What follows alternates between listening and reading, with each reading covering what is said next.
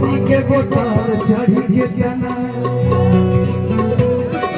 बड़े भैया साहिब भैया को मैं चाहूंगा कि मंच पे साथ ही साथ विकास भैया और सनी भाई आप भी आइए। रंजीत भैया की सादर प्रणाम और दिल से अभिनंदन। साथ ही साथ आज आने के इतने पका के साउंड छोड़ देना, थोड़ा सा हट जाए साइड साइड थोड़ा सा।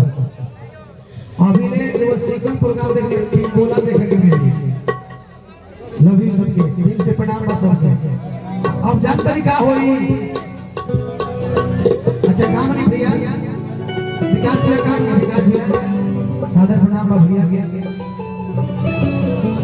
एगो गाना भी कंपनी से भैया गाई रहे कि राजा महाराजा हरे रंग बाज डूबल बा कि बड़े बड़े जहाज डूबल बा।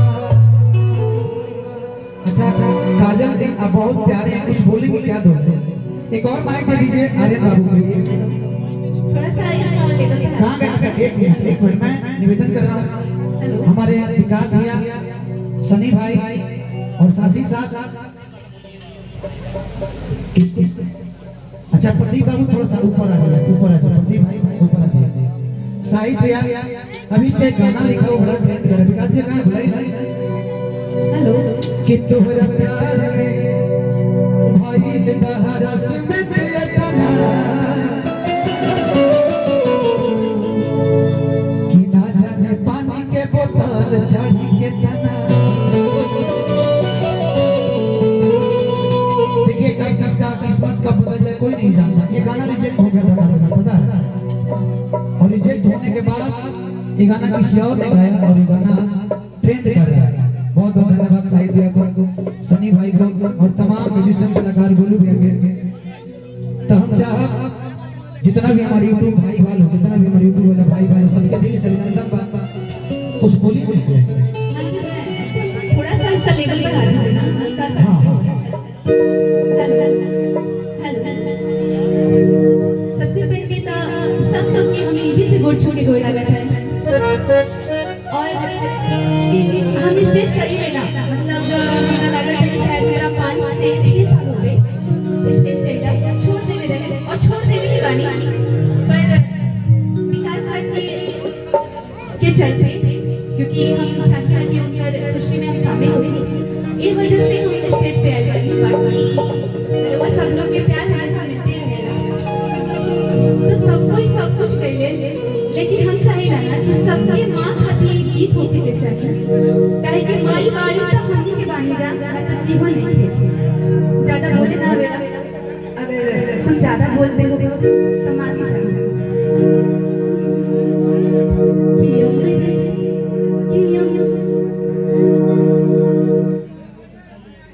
कि अमृत के धार के हो कतनो पिए गो माई मेरा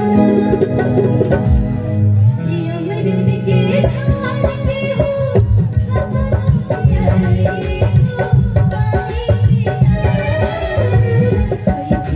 पाए